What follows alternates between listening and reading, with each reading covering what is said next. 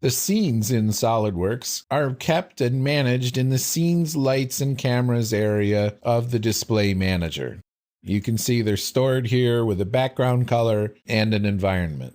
You can apply the scene in the Appearances, Scenes, and Decals tab of the task pane. Scenes have three types. Basic scenes use a background color as an infinite floor. Studio scenes can have a reflective floor and can use an image for the floor. Presentation scenes can have a 3D environment setting. So if I were to drag this courtyard scene into the motorcycle model, SOLIDWORKS is going to undo one of my settings in order to apply this. So I'll say yes. And now we see the motorcycle in the middle of an Italian plaza. You can use this setting in conjunction with things like shadows in shaded mode to get the effect of a flying motorcycle. Or you can even alter the environment to put the motorcycle back down on the ground. So I can drag this with the arrows until the shadow meets the metal. So there are several ways that you can set this up and alter it to make it look realistic. Let's look at some of the other options in the view settings. We've already talked about real view graphics. We've talked about shadows in shaded mode. And now we'll talk about ambient occlusion. Ambient occlusion is essentially the shadows that a part would cast on itself given only ambient light. So it takes a second to calculate, but notice when I look at inside the wheel here, the wheel is an area where ambient occlusion has a big effect. Also, inside the motor, there's a lot of shadows cast on the motor by itself. And so these areas that tend to be inside of something have a more realistic shading without using rendering software. This is just using standard SOLIDWORKS Real View functionality.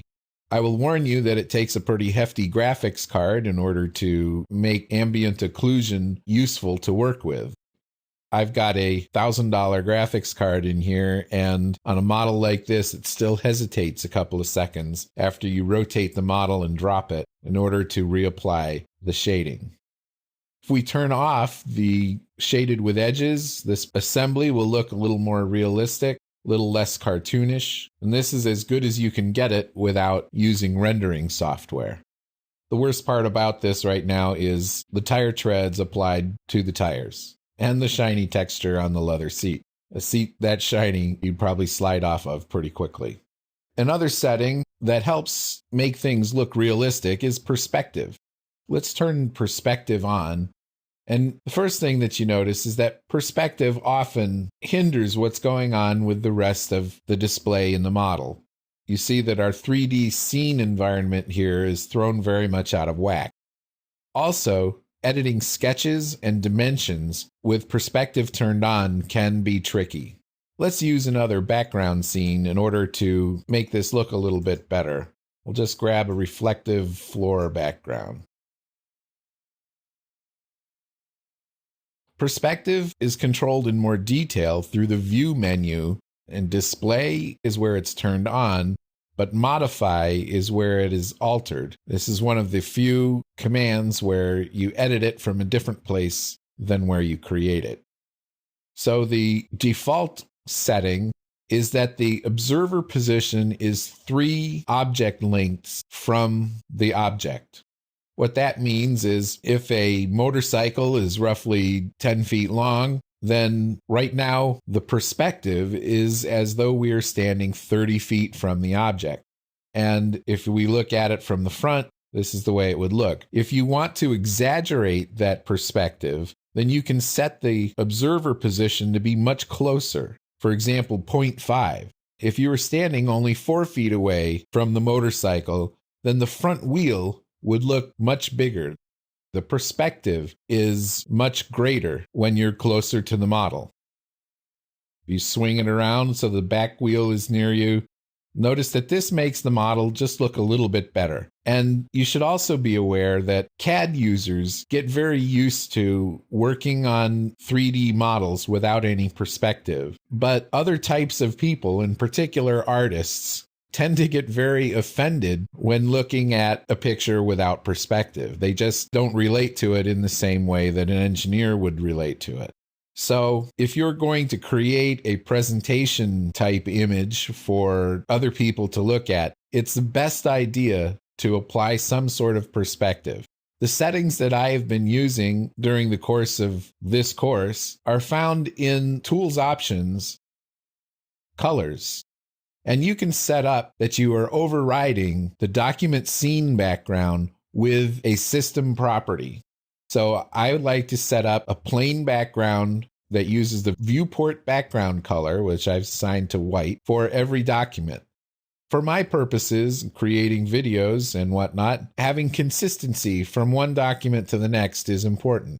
And also being able to see annotations that are black is very difficult on a black background. So white background works out better for my purposes. If you want to work in the same way, then go to Tools, Options, Colors, set the background appearance to plain, and then set a default scene that does not allow shadows. So we'll say, okay, on here, I've got a shadow and a reflection. So what I'm going to do is turn off the shadows and shaded view. And I don't want the reflective floor.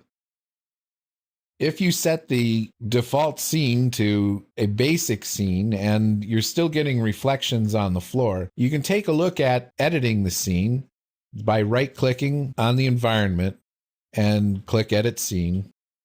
Floor reflections is set right here, and so any basic scene can still have the floor reflections turned on or off. This is right near where you would offset the floor so that the reflections and the shadows actually meet up with the real geometry of the part.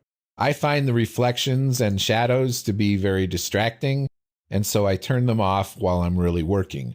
I might turn them back on in order to do a rendering or a screenshot or something that's just visual. I would also work with the ambient occlusion turned off, because the more complex your model gets, the slower it gets.